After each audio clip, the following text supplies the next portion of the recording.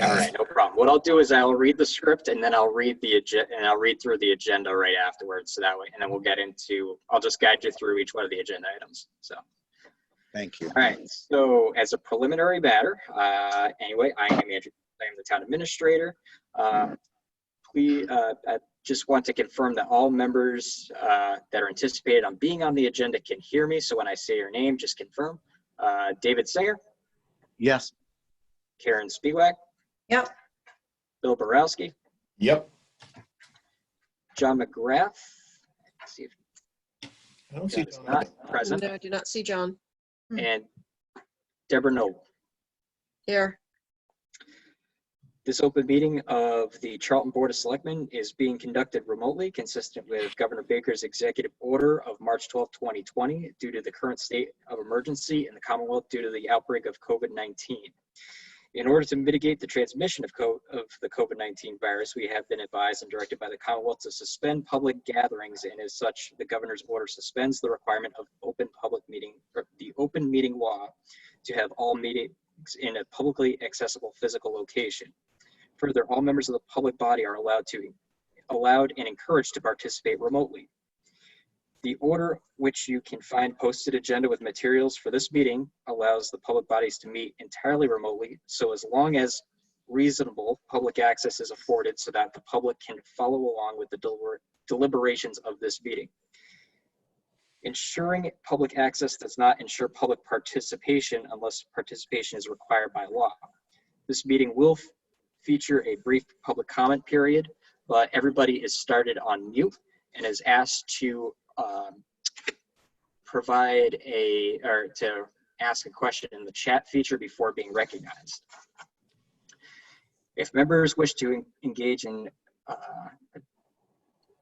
dialogue with other members, please do so through the chair, taking care to identify yourself as well.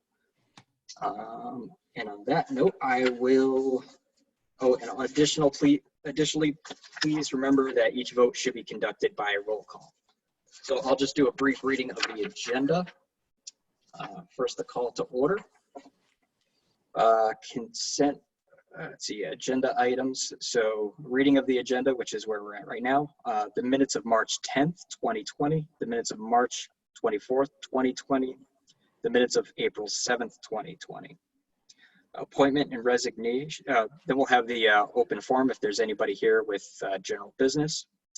Appointments and resignations, appointment of dam monitors, appointment of animal inspectors, and notice of retirement of the administrative assistant to the Building Inspectional Services Department.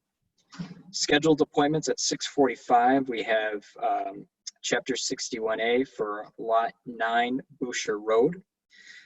New business, extensions for property tax exemptions and deferrals to June 1st, 2020, and the adoption of emergency policies and procedures. Old business, presentation on the pay equity plan study by the finance director, and a motion to set a new election and town meeting date. Any other business that's unknown at the time of posting will then be considered, and the next, none of which is known at this time. And the next regular meeting is April 28th, 2020 at 6:30 p.m. intended on being a remote meeting. Following that, we will adjourn. So the first agenda item, the minutes of March 10th, 2020. Mr. Chairman, I'd like to make a motion to approve as written. Second. Okay, we have a motion and a second. Is there any discussion? We'll do this by roll call vote. Ms. Spiewak, I'm abstaining as I wasn't present. Mr. Borowski, Aye. Ms. Noble, Aye.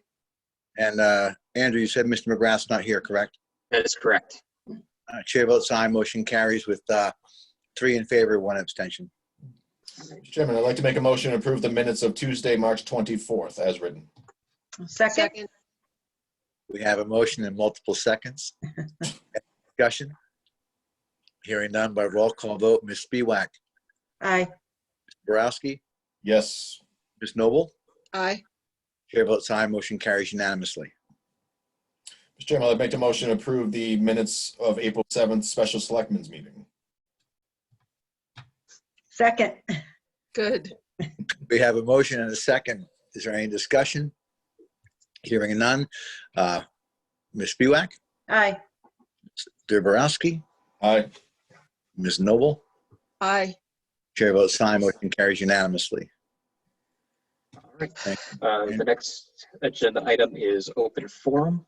So I don't know if there's anybody that is in attendance this meeting that would like to ask a question. If so, please indicate so in the chat function. I guess I'll hold that for about 30 seconds to see if anybody does indicate.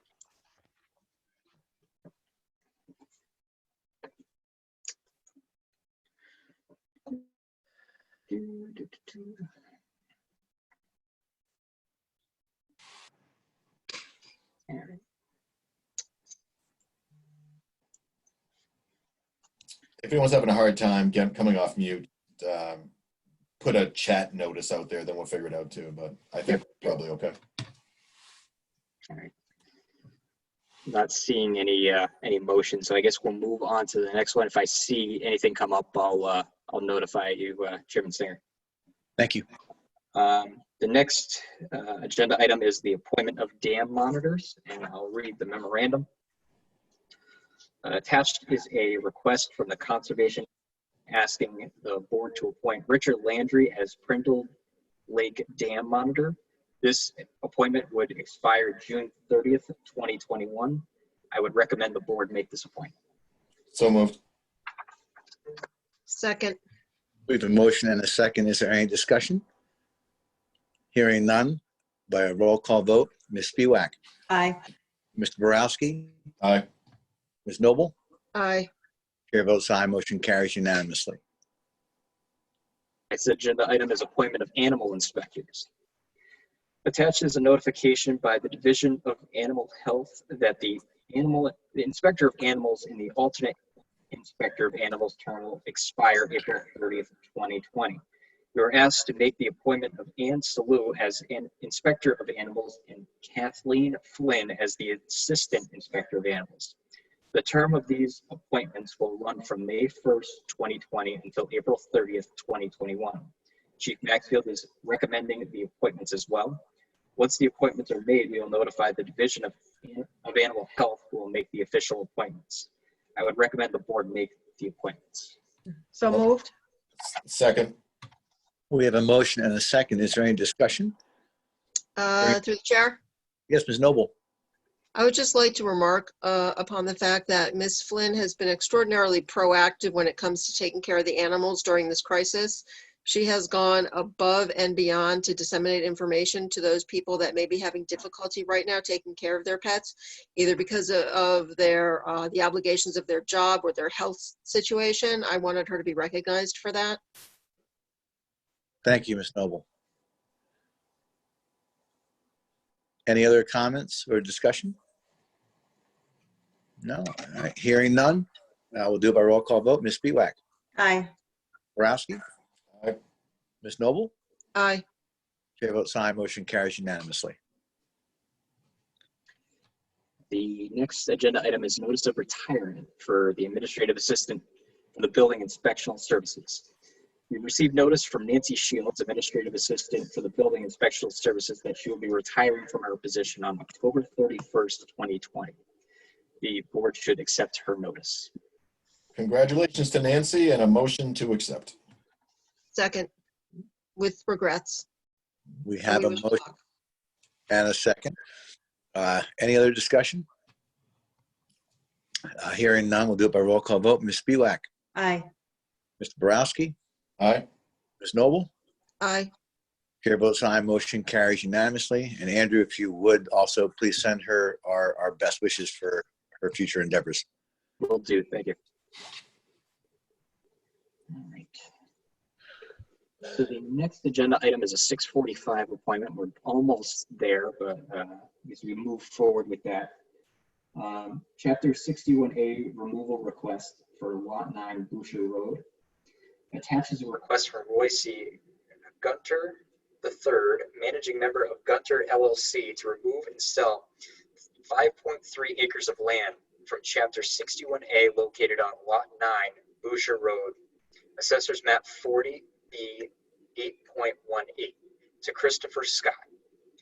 The Planning Board, Board of Assessors, Conservation Commission, and Water Sewer Commission have all reviewed the request and have no objection to the town of Charlton choosing not to exercise their right of first refusal for this request. The chairman should open the public hearing by reading the attached public notice. I would recommend the board approve the request. And if you want, Chair, I'll read the public notice. Please, Andrew.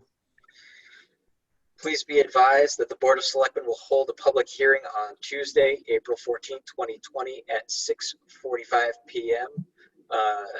At the Charlton Town Hall, Selectmen's Meeting Room, 37 Main Street, Charlton, Mass. 01507 to act on a request by Gunter LLC, Royce Gunter III, Managing Member, who intends to sell and convert 5.3 acres of parcel 9 located on Boucher Road as identified on Assessor's Map 40-B-8.18. Anyone interested should appear at date, time specified, or submit comments in writing, and then the additional information as far as this meeting being held remotely, at the additional or at the location indicated. Thank you. And we'll declare the hearing open. So if there is any public comment, please, again, write in the chat function. I'll open that up to see if anybody does. Nope, or provides any comment. I am not seeing anybody indicate any comment at this time. Is there a motion to close? So moved. Second. We have a motion and a second to close the hearing at 6:45 p.m. Mr. Chairman, I'd like to make a motion that the Board of Selectmen not exercise our right of first refusal. Second. Any discussion? Ms. Spiewak, Aye. Mr. Borowski, Aye. Ms. Noble, Aye. chair votes aye. Motion carries unanimously not to exercise our right to exercise 61A. Very good.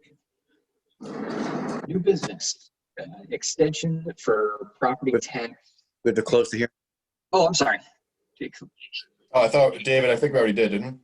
Close the hearing and you've taken the motion to not accept. So Right, so Yeah. now we have a motion and a second to close the hearing. Ms. Spiewak, Aye. Mr. Borowski, Aye. Ms. Noble, Aye. chair votes aye. Motion carries unanimously. The hearing is now closed. Thank you, Andrew. oh, no problem. All right, new business, extension for property tax exemptions in the first June 1st. So you'll see in a memorandum provided that in response to the COVID-19 emergency, the legislature has passed a provision allowing for the extension of property tax exemptions and deferrals to June 1st, 2020. Below, please find the summary language of each section of law related to this extension and recommendation from the Treasurer Collector's Office. I know Joanne is present if she'd like to give an additional information relative to the request to push the deadline for tax exemption and deferrals to June 1st. So, Joanne, I'll unmute you right now so you can provide any additional information. Joanne, can you hear me? Yes, yes. All right. Um, was yours? I just sent a comment through the chat. I believe it was the intention for you to have a comma after property tax because you've just stated in the agenda property tax exemption and deferrals, not property tax, comma, exemptions, comma, and deferrals. Sorry about that. That's okay. That's okay. I believe everyone got a package of my recommendations, and since the town hall is going to be closed till May 4th anyway, it's going to be difficult for people to make a payment in person or with cash by May 1st. Through a chair. Mr. Borowski. So, hey, Joanne, it's Bill. Hey, so quick question. So no one gets charged late fees or interest or anything, like literally saying from May 1st. So instead of making the payments May 1st, they just have to make them June 1st now, right? By June 1st, yes. Correct. Yeah, exactly. Yeah. Is there any reason why we wouldn't do this? I mean, it seems pretty straightforward. I just want to make sure I'm not missing anything. No, I have no reason why you wouldn't do this. Cool. Well, unless anyone has any questions for Joanne, I'd say I'd make a motion that we defer the payments until June 1st at the latest. Second. We have a motion and a second. Ms. Spewak, Aye. Mr. Borowski, Aye. Noble, Aye. chair votes aye, motion carries unanimously. Thanks, Thank Joanne. Thank you, You're Joanne. welcome. Thank You're welcome. All right. So moving on, the next agenda item is emergency policies and procedures adoption. So with the unprecedented nature of the COVID-19 emergency, we've had to drastically change our form of operations as we've reacted to changes pushed down by the legislature on both the state and federal levels. In working with Labor Council, we've drafted a number of policies and procedures to address many of these changes. Attached, please find the following for your consideration: a COVID-19 emergency exposure protocol, a COVID-19 emergency staffing procedure, COVID-19 return to work protocol, COVID-19 emergency modification of sick leave policy, emergency modification of duties policy, and emergency telecommuting policy. Just about all of these related to COVID-19 would end at the end of the emergency. So these are truly temporary policies to guide us with our current operations.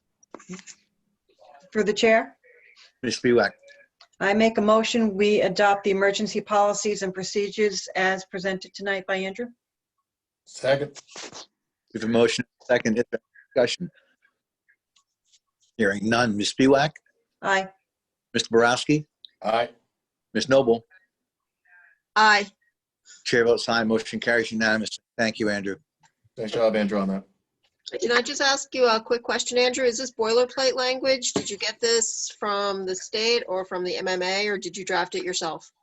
These were actually presented by our Labor Council attorney, most of them. The one, and kind of forwarded to us to say, in reaction to the this situation, we're suggesting that our clients adopt these policies. The one that we did do a little bit of work on was actually the emergency exposure protocol. Okay. That was one that we had some internal discussion between the emergency management chiefs before going to our Labor Council for some guidance on, because of the unique nature of that. There wasn't anything that was coming. There wasn't anything coming down as far as recommendations on how to handle somebody who was directly exposed in their emergency capacity and what to do with them right off the bat, until there was some legislation coming down about presumptive 111F benefits, but that didn't really help them until the actual disability phase. So we thought that this was a good procedure to follow, so that way the employee didn't feel, weren't harmed from the use of their own personal time for a mandated quarantine. So that was the one that we worked pretty extensively to try to get up and run, but most of the other ones were pretty much boilerplate. Okay. Very good. We should make these available on our website so that other towns can see them. Well, the Okay. Thank you. next agenda item on our old business, pay equity plan study presentation, and I'll turn it right over to Donna Folio, our finance director, to give the information on that. Good evening, everyone. Hi, Dawn. You can all hear me okay? Yep, Donna, thank you. Okay. So back at the end of January, the board asked me to, one, tackle the Pay Equity Act as it applies to non-collective bargaining units. That had been being done since it enacted, but piecemeal style and never quite fixing the entire problem. And two, to remove the town administrator, police chief, fire chief, and finance director from the pay plan, as the board either had or was considering an employment contracts for those positions. So that's how I started this. Once the town administrator came on board, he and Lynn Dyer, our temporary HR director, and myself met at least weekly to work on this task. The first step was to find the pay plan that the town had completed by an outside consultant in FY 2015. We did find that information we were looking for in some of the files in the town administrator's office. So I do thank Andrew for finding that. That's going to be very helpful going forward. The pay plan matrix, originally developed in 2015, had 10 classification grades and 10 levels for each of those grades. The plan was, I then updated the plan for each of the fiscal years for the cost of living adjustments that had occurred up through FY 2020. Then we had to determine that all the jobs had been reviewed by this consultant and graded into classifications from N1 to N10. And I think you're probably all familiar with that because that used to be in the old bylaw, what the actual classification was. So we were able to locate the classification ranges and the guidelines for grading these jobs in that material that Andrew found. So that's going to be good. However, the final step was never completed. That would have been to place each of the employees on the pay plan matrix based on years of related experience and years of related education. We also determined we would have to make a determination as to the length of time for movements between the levels on classification grades. That had not been determined either. By not finishing that final step, it caused a situation with the pay equity, and it can't be fully rectified until we complete that step. The temporary HR director researched through their files for related years of experience and related education for each of the employees. Now, keep in mind, this was all manual research because the HR department doesn't have software. So this was very labor intensive. We then placed everyone on the original classification grade of their N and whatever their number was, and placed them on the level using the related years of experience and related years of education. Then we took the state benchmark to see how it compared, and we did notice that there were some variations and determined that one, there was not enough classification grades, and two, was too big of a jump in pay between classification grades. So at that point, we decided to double the number of classification grades from 10 to 20 of them. So the originals were labeled N1 through N10. On this alternate design was labeled R1 through R20, just so we could distinguish the difference. And then cut in half the increase between classification grades from what was 20% between each grade to 10% between each grade. Then we used the state benchmark to tweak where jobs should have fallen in the new classification grades. We placed the employees on this alternate pay plan matrix using the years of related experience, years of related education. We determined that at certain classification grades, there was an expectation that a certain related years of education threshold would need to be met. In some cases, this doesn't happen because people have moved up, because for years of experience, they've moved upward. But in order to make it comply with the regulations, we would have a downward movement. If you were expected to have a bachelor's degree and you had an associate's, you would move down like 2 years worth. By doing that, we now had related years of experience and education properly applied in the compliance with the Pay Equity Act. We then once again compared every employee to the state benchmark and found out that now they looked all in line. It was determined that R1 would be the minimum wage, and that would move with the state minimum wage. R2 through R20 would move 1 year between level 1 and level 2, 2 years between level 2 and level 3, 3 years between every level from level 3 to level 10, taking approximately 25 years to move from level 1 to level 10. Also, to move years of related experience and years of related education, that would have to be determined on December 31st, and it would take effect on the following July 1st to allow us ample time to plan for an upcoming budget cycle. So ultimately, the cost of the pay equity is $77,641.43, and we would be recommending implementation of that on July 1st. The FY21 matrix plan, we've projected a 2% increase in line with the collective bargaining agreements, and that would cost $68,301.68. This cost of living agreement is still in the air depending on the impact of the COVID-19 pandemic on our projected revenues. However, the collective bargaining agreements and employment contracts would have to be paid as they agreed upon.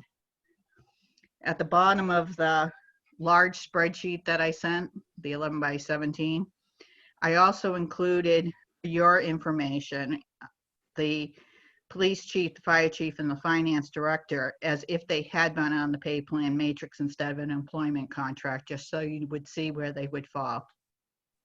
This information was presented to the Personnel Board and the Finance Committee.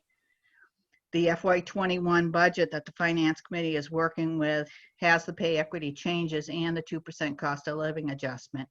The Finance Committee and department heads have been told that the pay equity adjustments have not been adopted by the Board of Selectmen, and that I need that to happen before I can actually move forward with the FY21 budget. So does anyone have any questions? Did you get the packets to look at? Any questions for Donna? Donna, when did you send the packet? You should have gotten them on Thursday from Mary.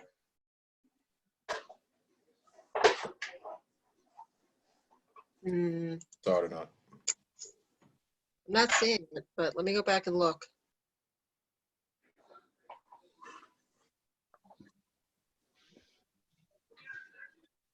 Oh, yeah, this was the one from the 9th, Andrew. It came from you. Okay.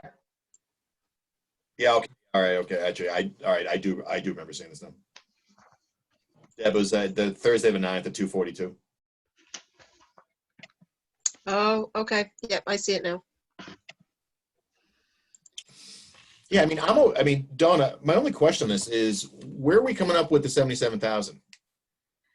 So we have to pull that from revenues in the budget of new Yeah. revenue. So, Right. I mean, the problem with not addressing it, and I've tried to explain this before, is that you can get triple damages as violation. So it's one thing not to do a COLA, it's a different one if you don't address the pay equity. I mean, my 2 cents on this, I think we have to do it. My concern for those on the line and just for the 5 of us is that, especially via Andrew, is that this is, that 77,000 that we were probably going to spend on something else that honestly now we're not going to. So when we talk about tightening our belts this year on the budget, because I'm still going under the assumption that we're doing level services with only 1 or 2 minor exceptions, this is going to be an additional 77,000 that, again, we're not going to be able to spend on something else. I mean, again, I'm okay with it. I just think that we need to set expectations with the that's the reality. Through the chair, Ms. quick Noble? question. Mhm. Because of the ongoing crisis, we don't know what the revenue is going to be come the new fiscal year, do we? Well, we never know. So it's always an estimate for what we're going to collect during the year. Right. So have we been able to project at all how our budget's going to be impacted by this crisis? Andrew, do you want to jump in? Well, I mean, we're taking some preliminary steps looking into it. At first is the cash, some of the cash flow issues. The first thing that we looked at initially is local receipts, and our first projections had actually we were using almost a 96% average of what our last 5-year collections were on local receipts. Since we're backing that, we're actually going to back that number down to about 90%, which is going to cut another about $230,000 out of the budget. But the next move will be to look at our real estate collections to see whether or not we anticipate any lower, collections on our tax bill demands. Because as long as properties are in escrow, we assume that the bank is still going to continue to pay for it. The ones that are not in escrow, that are coming out of people's pockets, we might see a little bit more of an impact on, a little bit more of a direct impact on the next year's budget with. outside of that, we'll also have to consider what will happen with state aid, because the initial numbers use what was projected in the governor's budget back in January. You know, we're still waiting on the House and Senate numbers, which are obviously probably going to be lower than what was initially proposed, which is, you know, the exact opposite of what we've seen in every other normal year. But what that impact is, you know, I heard up to 10% reduction in projected local aid. We might, you know, might have to take some of that hit. But, you know, from the state aid perspective, you know, the tax revenue itself is about 76% of our total budget. State aid is significantly less. So it might not impact us significant in the first year. It'll be more of the long-term impacts if we start to see property values start to decrease, and you know, then you know, tax rates start going up, and it becoming a little bit more unable to actually leverage as much money in new growth as we have in the past. Yeah, and speaking about long-term, we have to be mindful of the fact that this isn't going to be a one-time expenditure. Right. We have to address this. My colleague frequently likes to talk about want versus need. Right. And I see this as a situation where it's not a want, it's a need, because the last thing we need is to have somebody come after us for triple damages when we knew ahead of time that it was a possibility. We cannot plead ignorance on this. So we might end up being the bad guys when it comes to the budget, but I see this as something we have to do. So Andrew, I think Deb is right in the regard that it's a long-term change, but I think it would behoove the board and the town to act as though we're going to take a very big financial hit. Better to be conservative and be wrong, and to plan to take a hit financially and work with that mindset. Plan thinking everything's going to be okay, and then find out we're short $200,000, $300,000, $400,000, $500,000. One question I have is, I don't think anyone disagrees in the need to finish the whole pay equity move. The question I have is, do we have some leeway, if we had to, given the financial uncertainty, to implement it in stages? So as far as like Deb and Donna mentioned, the risk, if the state sees that the town taking the necessary steps to move us in that direction with an end goal of having this done, maybe not this July, but by next July, with a step by this July, a step by December, a step by next July. In other words, moving us over the next two fiscals, this and next July, to try and ease the town into it, knowing we're going to have a big shortfall of money. Would that be enough to say, hey, look, we are doing it, but we're doing it in steps to protect the town's financial health while we implement this change? I can defer to Donna more on this, but my belief is that you need to at least show that you have a plan in place to address it. Exactly. But Donna, I don't know if you can provide any more insight on that. If once you identify the need, if you have to address it immediately. Well, Like in its entirety, or Right, in its entirety. right, have a so plan. the problem with this is that this equity plan, this act came out in July 1st, 2018.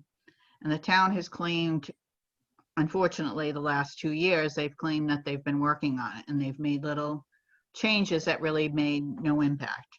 So I don't know what a court would decide if somebody decided to go forward and said, I've been in violation for 2 years and they've done nothing progressive to fix this. And now they're saying that they've got a plan that's going to fix me a year down the road.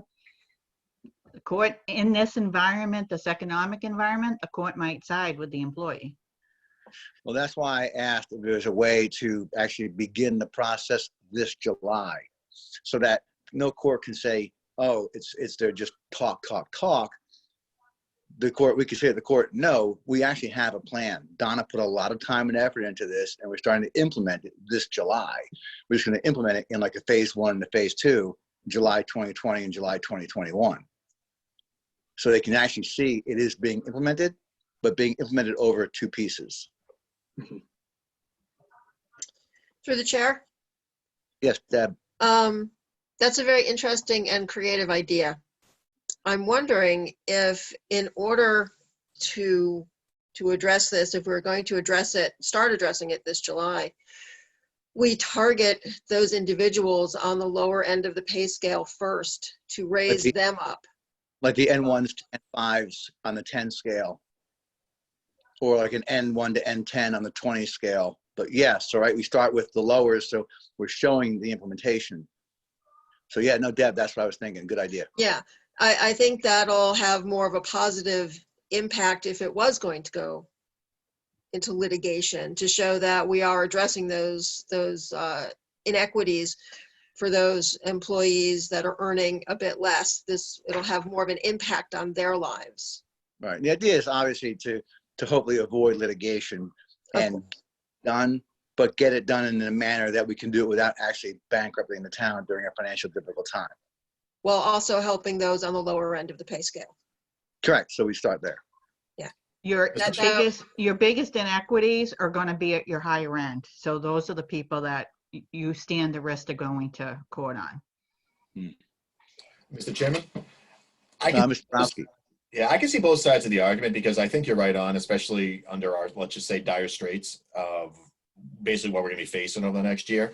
But I'm also looking at it just a sense of parity and equality. The reality is this law was passed for a reason, that if municipalities aren't paying people what they're supposed to be paying, I feel really uncomfortable putting it off another year because of our own financial issues, because we're basically saying, look, our financial issues are more important than yours. I mean, and again, I'm not putting words in your mouth at all, but that's just like how I'm thinking about how I would respond to it.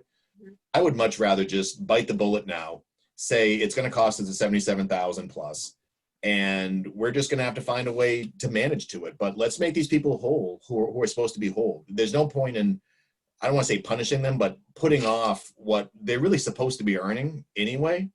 So I'd rather just do it now. And I know it's not going to be fun for any of us to try to, especially Andrew, to try to find a way to budget this year. But I don't know. I think I'd sleep better at night and look at myself in the mirror a little bit better if we just did it all this year. But again, that's my 2 cents. I think I would like to see the pay equity put to bed. It is a lot of work to get it so it's fair and that it's moving fairly, even with new hires coming in. It's a hard number.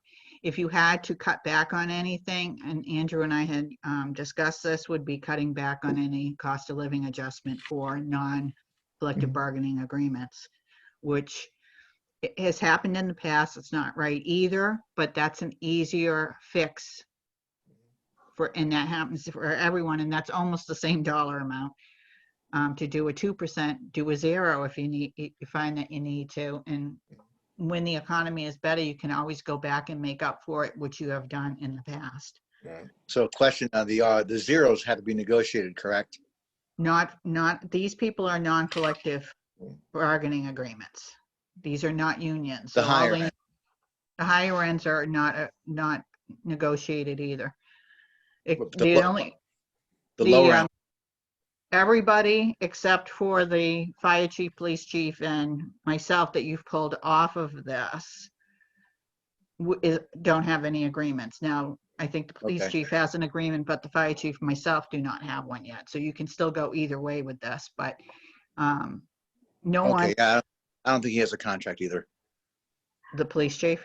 Yeah, no. Yeah, so the 3 that I listed don't have official agreements. They could stay on the pay plan and not get a COLA if you want, but that's going to cost you more. They were not included in that number when I did the calculation because I just assumed that you were going to do employment contracts. Okay. All right, thank you, Donna. Anybody else? Questions, comments? Well, Motion. just a couple for Donna. Yeah. So if I'm understanding this, you've gone ahead and done the homework and you know where we can find that money for the next fiscal year. Correct. Without it causing too much pain to the town or to the taxpayers. Right. I can't go over the levy limit patients. I'm restricted by that. So I have to stay within that. And I've done it not with doing cuts to services, but increasing revenue in areas that we've underestimated. Okay.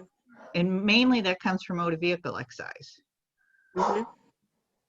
And I really don't see that changing all too much. My only concern this year was more that we got that big second commitment due before June 30th, so that it didn't impact our free cash certification for the fall. Okay. Meals tax was still in good shape right up through the end of March. Mhm. It might still even be okay because people are still selling and doing delivery. Okay. So that might actually hold up. We're only talking about a month's worth right now that it's been really kind of impacted, but we don't know to the extent how much. Yep. And we're not even factoring in any marijuana revenue in any of our numbers, because until I can see it for a year, I won't include it. Good. Through the chair? Mr. Dulac. Oh, you can hear me now. I apologize. So I have to tell you up front, I lost you for about 5 minutes, but I got back on and then I was muted. I thought you could hear me, but I lost you. So forgive me. And again, I missed about 5 minutes of your presentation, Donna, so I apologize. So a couple of questions. First, an acknowledgement. Yes, we need to remedy this and sooner rather than later. But my questions is this, did you present to FinCom, or do we have any recommendations, creative suggestions from the Finance Committee? And Andrew, I didn't hear what your recommendation was. I'm assuming you're supporting this. And on that note, we typically have a joint meeting with FinCom, so we're all kind of on the same page regarding where we're going with the budget. So. Right. I can say that we're hoping to have that joint meeting with the FinCom after the departments had an opportunity to present their budgets, so that we could come in after them with our final recommendations. So that way they can, basically allow them the opportunity to state their case on their request before we came in and said what our final recommendations were. Again, I did speak with Donna about this, and given that the amount of it would be to implement the pay equity would be just about the same cost as it would be to offer a COLA, we considered that, or my recommendation would be to address the pay equity as quickly as possible and consider providing a lower COLA amount going into the next year, considering just about everybody, almost everybody who is getting an adjustment is at least getting 1%. So that additional one, if we, rather than offering a 2% COLA, if you went to a 1%, it would be about almost a $40,000 savings in that respect. But the individuals would still be seeing probably at least a 2% increase with that pay equity adjustment. So Andrew, I'd like to hear from Donna for a minute, only because I want to make sure you're both on the same page, because realistically, Donna hasn't been wrong yet. So right. I thought I heard her say with the pay equity, if the COLAs were zero, then it would effectively be a wash and the town could afford to make the move. Cautiously, or thinking that there won't be any further financial hit because it would be potentially a wash. If you're saying that we do the pay equity plus give a COLA, just a reduced COLA, I want to make sure that's what Donna was thinking, because I'm inclined to go with her recommendation. So David, the budget that we've been working on with FinCom for FY21 has the pay equity and it has a 2% COLA in it, so that we could match the non-union with the union. So you did plan for it. We did put in for it, and we had it balanced. However, in discussion with Andrew with what's happened, because we did this before COVID-19 pandemic, we were kind of backing off that COLA piece and saying if we had to make a cut somewhere, that would be our first cutback, would be on COLA. Right. Leave the pay equity alone, get it right. You can always come back for a COLA and issue one in January if we're not impacted with the revenues. All right, thank you, Donna. So, Mr. Chairman, Just to kind of move things for discussion, nothing else. I'd like to make a motion that we fully implement the pay equity recommendations for the next fiscal year. Second, I'll second it. So we have a motion and a second. Again, just for clarification, Donna and Andrew, is it the motion to enact for the next fiscal year or no, just to enact because it's permanent, correct? Well, we would make it effective July 1st, Yeah. just to make it easier for Okay, everybody. so beginning, so it should be not Correct. for beginning next fiscal year. Correct. Yeah. Okay. Starting in next year's fiscal budget and just ongoing, if you will, because that's just how it's going to work. Right. Okay, so we have the motion and a second. Any further discussion, comments, questions? All right, so hearing none. Ms. No, Dave, Spiewak.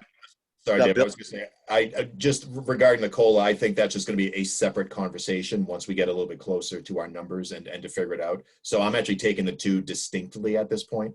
One doesn't necessarily weigh on the other, but this one, I just want to just say, you know what, we are now in compliance. We're doing the right thing. People should be getting paid what they're supposed to be. We can have a completely different conversation around overall COLA adjustments later. That's why I gave him as two separate steps so that you can see Absolutely. the difference. Yep. So that being good. All right, any other comments? I'd like to thank everybody for all their hard work on this. Yeah, well done. All right, but roll call vote, Ms. Spiewak, Aye. Mr. Borowski, Aye. Ms. Noble. Aye. Chair votes aye, motion carries unanimously. And I would also convey that thanks to Donna because I know this for a long time. And this was like, a, gouge your eyes out kind of data gathering research. It's a lot.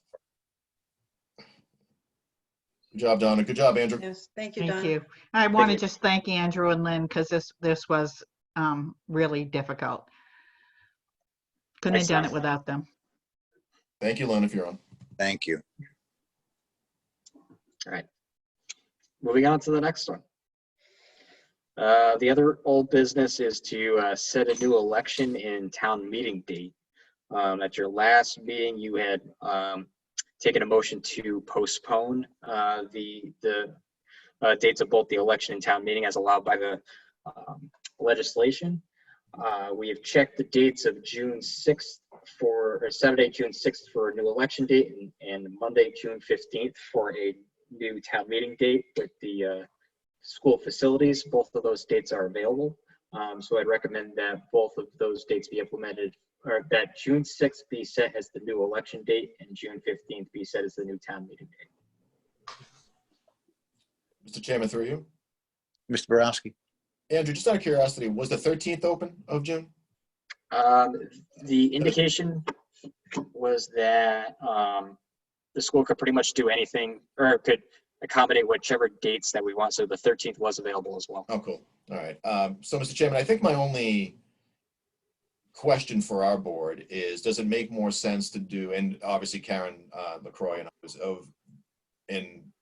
does it make more sense to do it on the 6th or the 13th? Because I'd rather have it earlier in June, only because we're going to have a lot of stuff to talk around. And again, more so around the public safety building for that debt exclusion vote prior to August 1st when it's due. So we're only going to have a handful of meetings to come up with a proposal that four of us agree on. So I'm okay with the 6th, but I'm also okay with the 13th, even keeping town meeting on the 15th and then having our first or second meeting, depending on how you look at it, on the 16th. So if it helps us to bump it out another week to the 13th, the 13th being the election, and then immediately following the like town meeting on the Monday, I'm okay with that too, because that buys us another week. But I'd be curious to see what the rest of y'all think. Through the chair. Yes, Ms. Noble.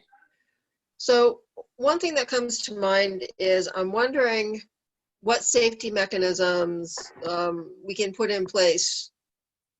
Plexiglass barriers between the voting poll sites.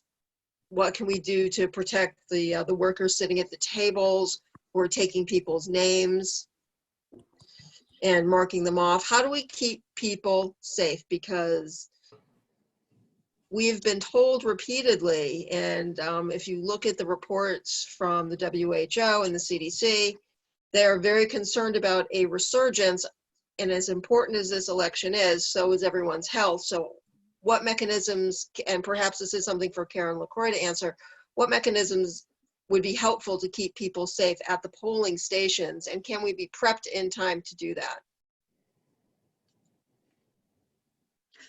Karen, are you able to?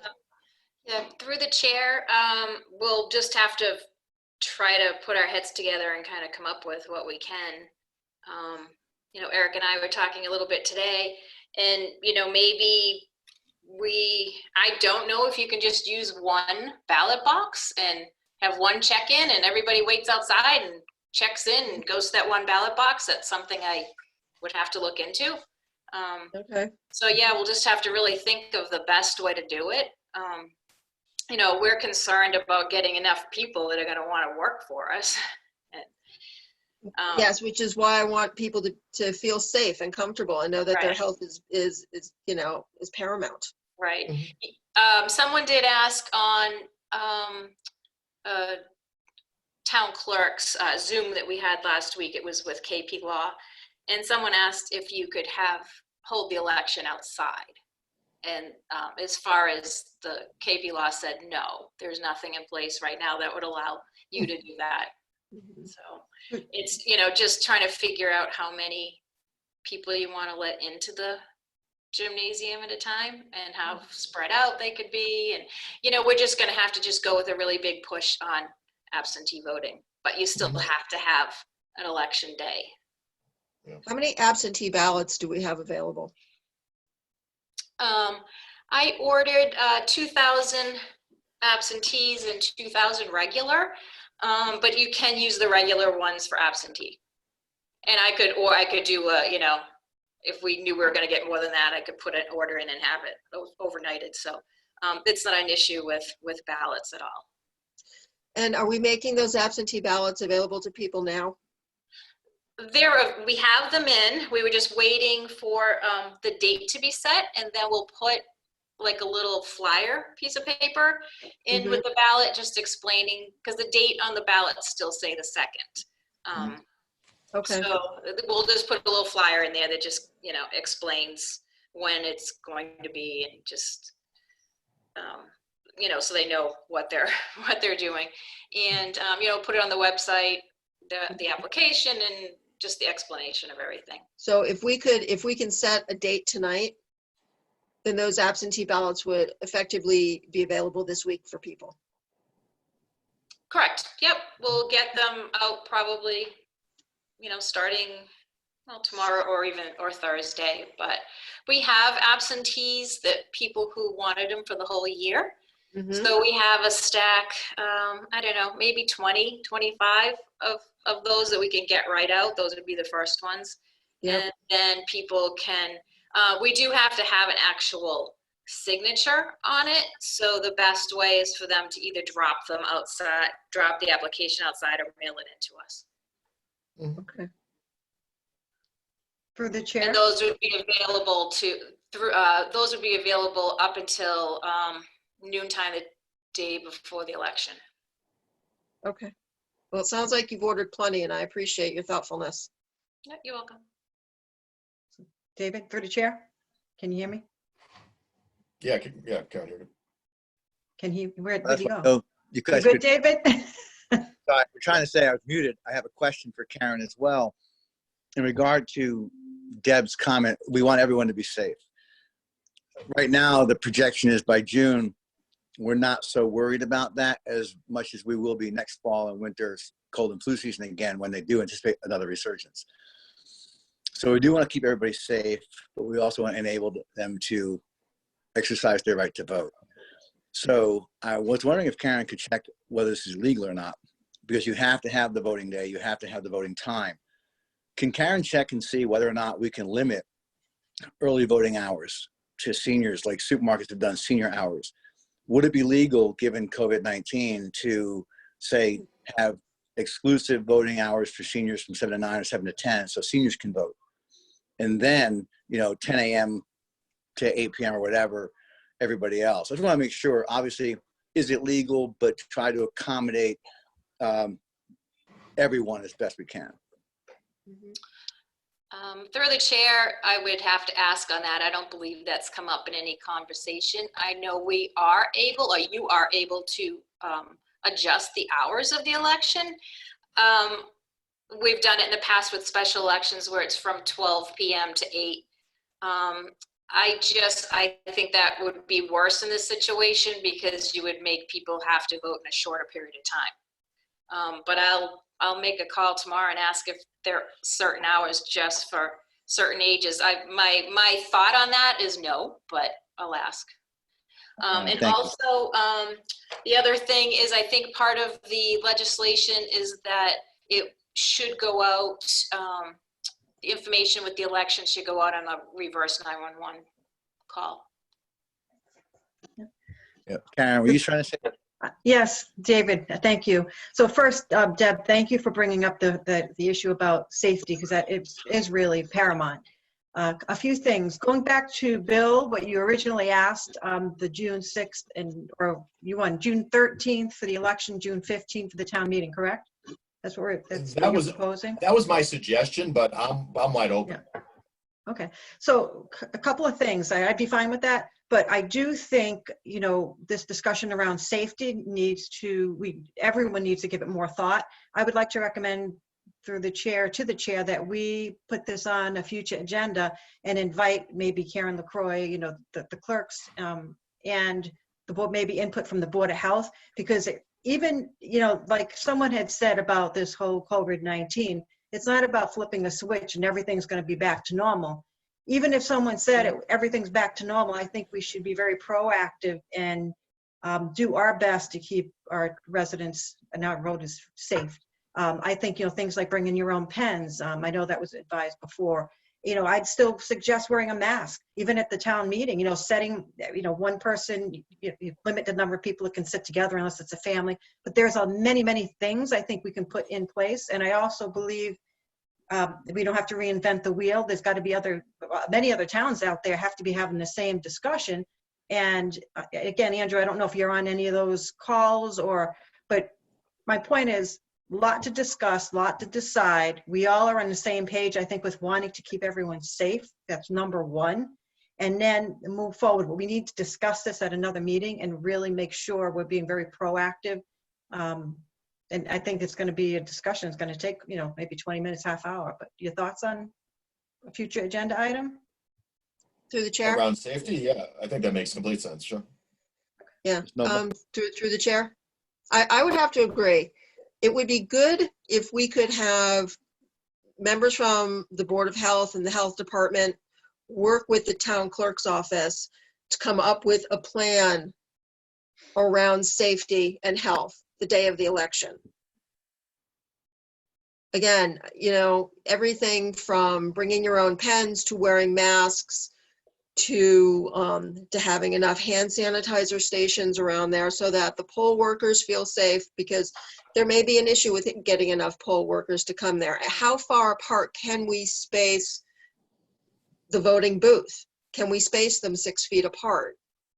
Because it's not going to be over in June as much as we want it to. I don't think it is.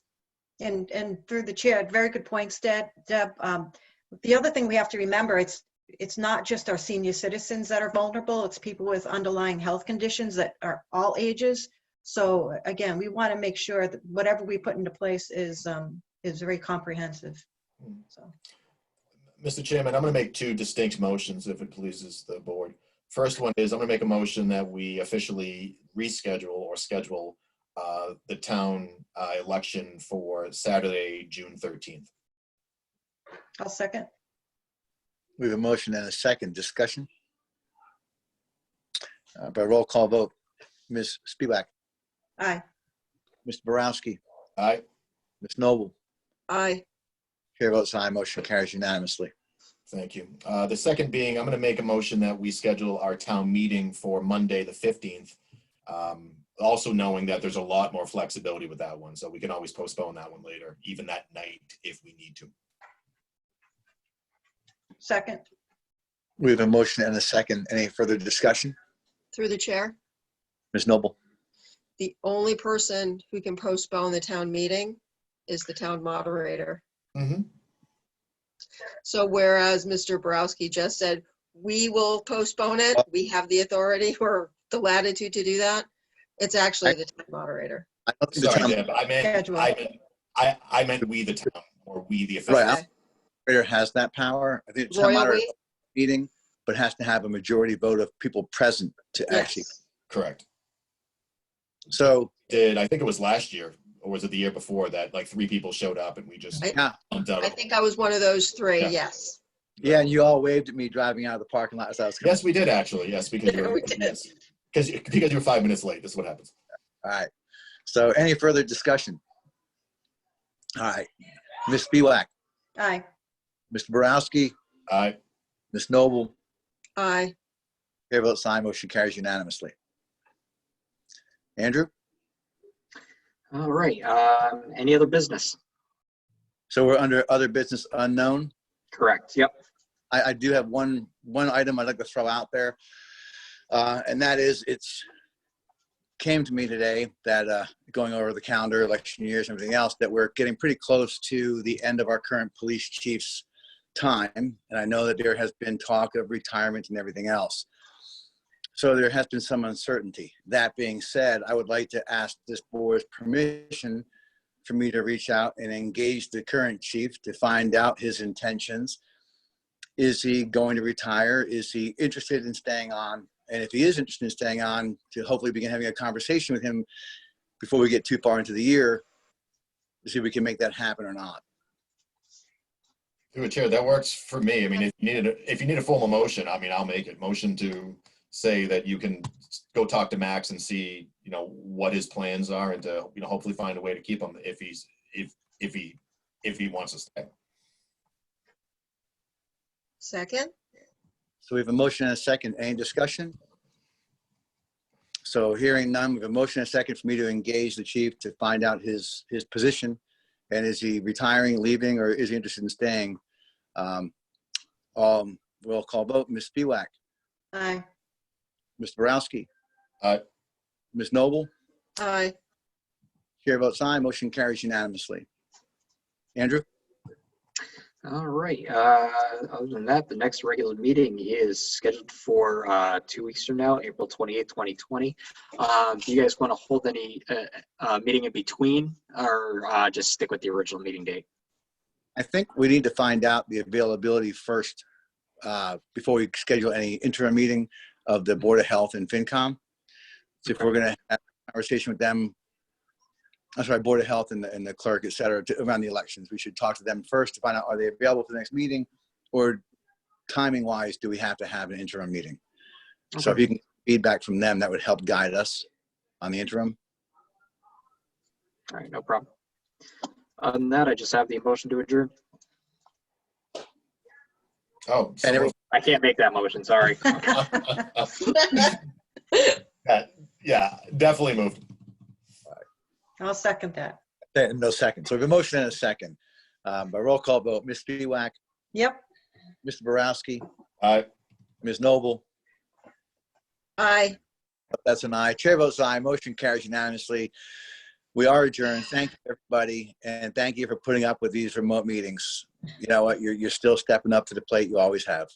Good job, everybody. Nice job, Andrew. Thanks. Thank you. Good night. Good night. Bye. Good night.